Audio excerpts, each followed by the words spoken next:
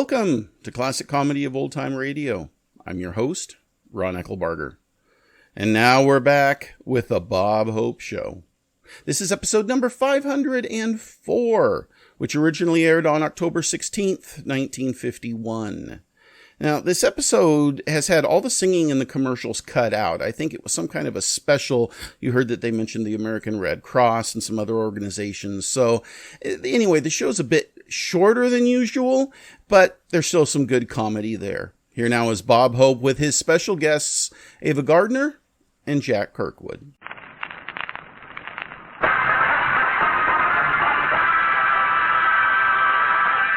A salute to you and your Red Cross, an especially transcribed salute starring Bob Hope with Les Brown and his orchestra, Jack Kirkwood, High Averback, and Bob's special guest, Ava Gardner.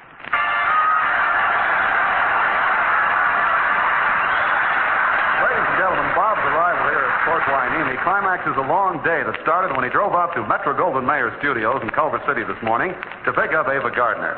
We parked and walked over to the main entrance. Gee, MGM is really a big studio, isn't it, Hi?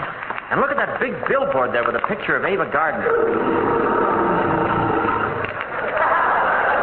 What was that? The MGM Lion. Oh, good. For a minute, I thought it was me.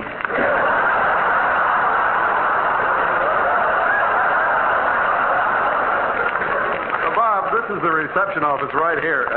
Wait a second, Hi. I'll talk to this girl at the switchboard. MGM. 1 minute, Mr. Green. I'll connect you. Oh, excuse me, miss. Oh, you're Bob Hope. Ava Gardner's expecting you. Go right in. Oh, thanks. Well, Hi, you may as well go right on to Fort Hueneme. I'll take Ava in my car. Okay, so long, Bob. Gee, MGM sure has a lot of star. There's Spencer Tracy and there's Deborah Carr. Well, here's a couple of visitors from my studio coming toward me, Ray Milland and Fred McMurray. They'll sure be glad to see me. Hi, Ray. Hi, Fred. Now, how could they both tie their shoelaces while they're still walking?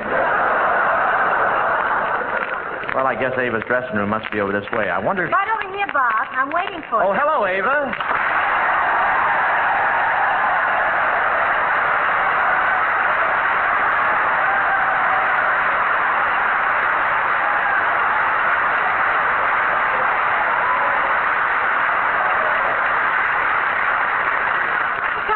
Bob.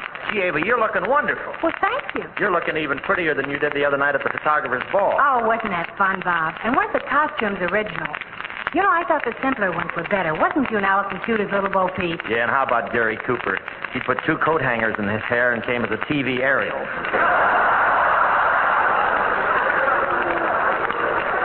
You know, there were a lot of Alice in Wonderland costumes. Oh, and that reminds me, Bob. What? Well, how did you know I was coming as a green frog? Well, what makes you think I knew? Well, you were the only one there that followed me around with a lily pad.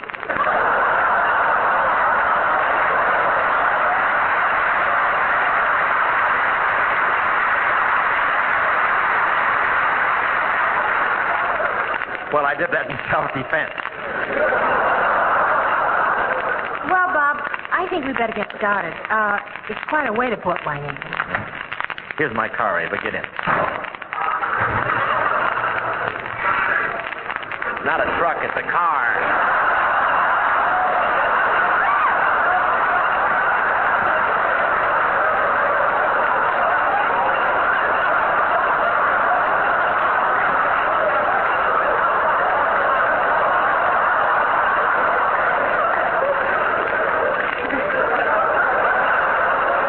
Steady, somebody may be listening.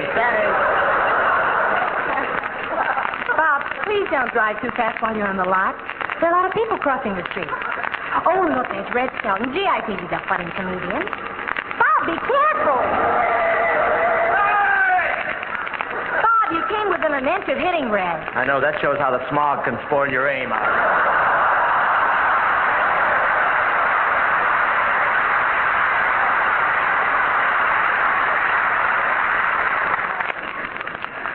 I don't know why you hate all other comedians. Well, it's mutual. After Red saw my TV show the other night, he greased my front porch with chicken fat.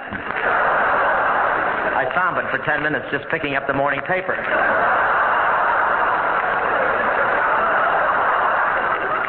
Bob, you know we got quite a drive ahead of us.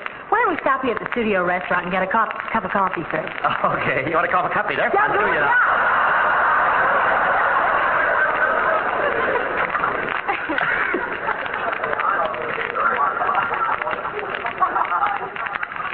Gee, the commissary's crowded. Here, let's sit over here. Hey, look, Ava, there's Gene Kelly going over to that long table.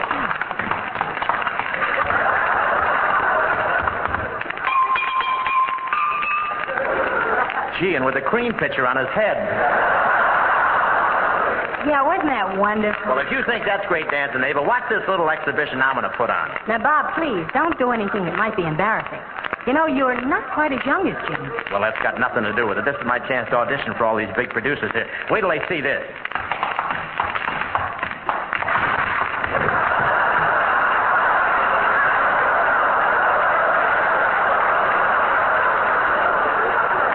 I'm sorry, stand still and I'll scrape off the mustard.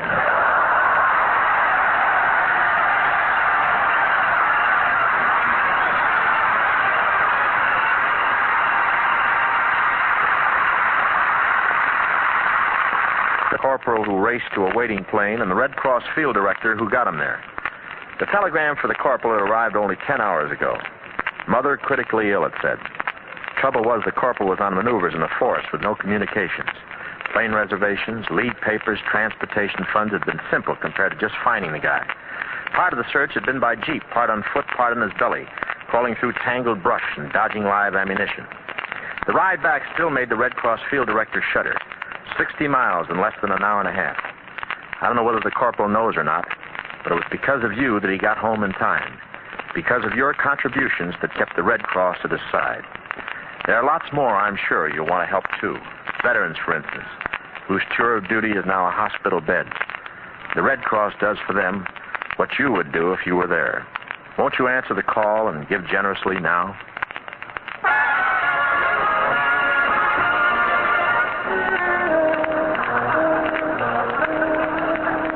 And now, folks, we find Bob and Ava driving along the famous Pacific Coast Highway on their way to the naval base at Fort Hueneme.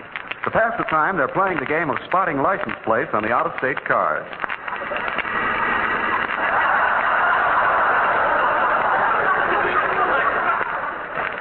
Well, there's one from Alabama, Bob. That's the first Alabama plate we've seen. Okay, that's a point for you, Ava. There's one from Tennessee, and look, there's one from Idaho. Oh, gee, here comes a car with no license plate at all. And the whole front's crushed in. And it's traveling on 3 wheels. Well, we must be getting close to Fort Hueneme.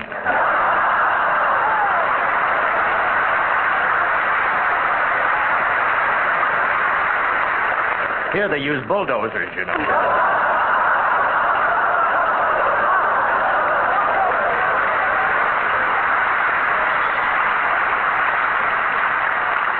Bob, let's talk about the program at Fort Hueneme. What part am I going to play? Well, don't worry about that, Abe. It's the fact that you're there that's the important thing. They're always...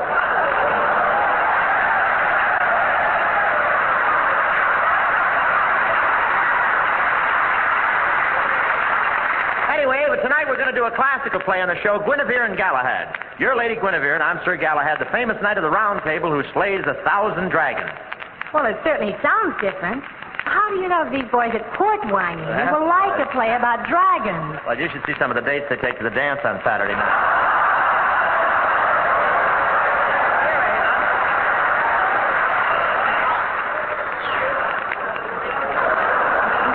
Here, Ava, read the part of Lady Guinevere, will you? All right.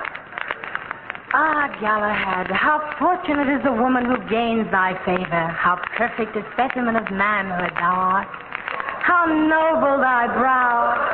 How graceful thy cheek. How broad thy shoulders. And how mighty thy arms. Isn't it lucky I was around when they were casting this?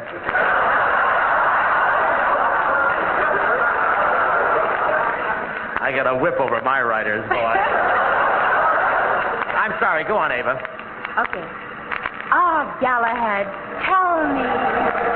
Hey, look at that guy waving his thumb right out in the middle of the road. Well, pick him up, Bob. He looks tired. Okay. Hey, you. Are you a hitchhiker? How do you think I got these tire marks across my chest, boy? That's Jack Kirkwood.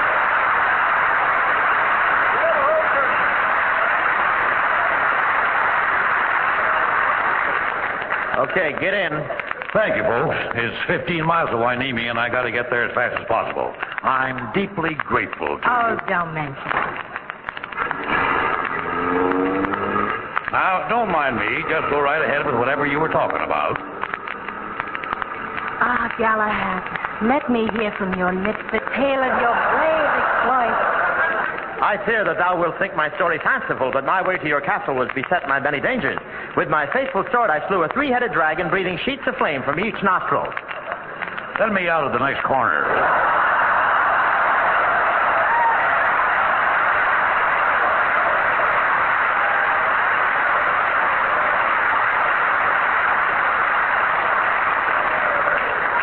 What's the matter? You got a worse hangover than I have, boy.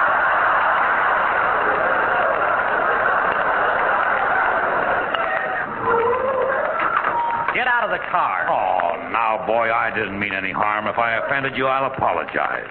As the Italians put it, ravace signorale con buon ravato graziano bueno signor. Oh, well, that's different. You can get back in the car.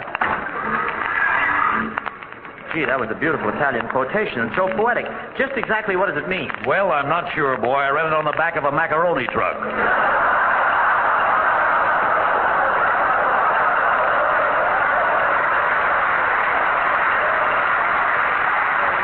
You go a little faster. The only thing I hate is a slowpoke driver. Now, look, one more word out of you, and I'm going to punch you right in the eye. Now, don't get your feathers ruffled. That's pretty big talk for a fella your age. Listen, I've heard enough cracks about how old I am, too. Ava, here's my driver's license. Just read to him my right age. All right. But you give me the wrong one, Bob. This isn't your California license. It isn't? No, this one says military vehicles only. Signed, General George Custer.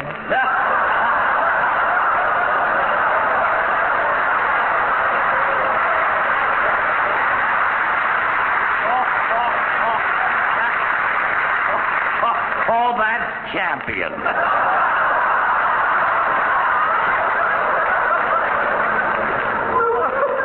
Get out! Get out! Huh? You heard me. Get out. Okay, but I couldn't help laughing. Get out, that's all. It's the funniest thing that's happened to me since last week at a party when I pulled the rug out from a big fat fellow named Bing Crosby. Get in.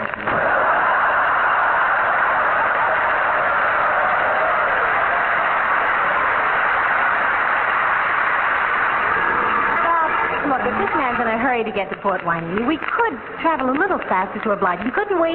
Yeah, step on it, boy. I'm going faster. There, I'm up to 50, 60, 65.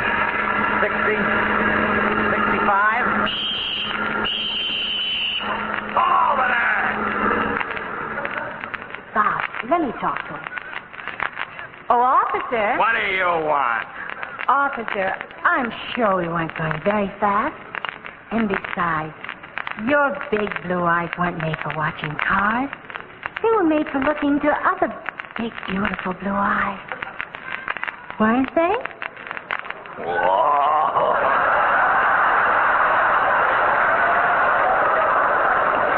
You see, Ava, you're not getting anywhere with him. Ava? Hey, you're Ava Gardner, aren't you? That's right. Boy, is this my lucky day. I can get a promotion for this. Captain Flanagan is celebrating his anniversary, and if I bring you over, there will be a sensation. Come on, let's go. Just a second. Now I'm going to have my say. Ava Gardner happens to be on my nationwide broadcast tonight, and she has a very important part in the play. I've got some important friends in Wainimi myself, and if you try to keep her from appearing in that play, I'll show you which one of us packs the most weight around here.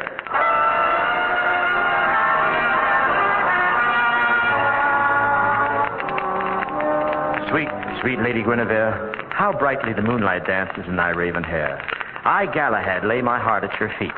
Now that I can at last claim a kiss, will it fulfill my dreams? What will your kiss be like? Well, it won't be like Ava, boy.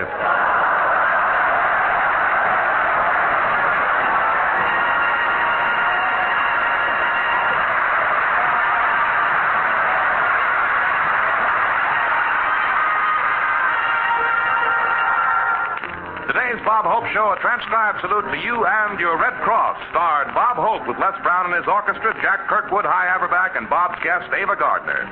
This program was directed by Al Capstaff and was made possible through the cooperation of the Advertising Council, the American Federation of Musicians, the American Federation of Radio Artists, and the Radio Writers Guild.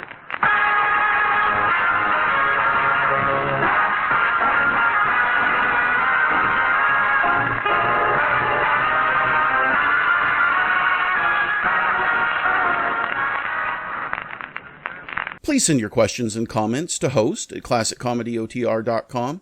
Come back next Wednesday for another episode of The Bob Hope Show, and check in on Friday for the next installment of The Life of Riley. Until we meet again, in the words of Oscar Wilde, experience is the name everyone gives to their mistakes.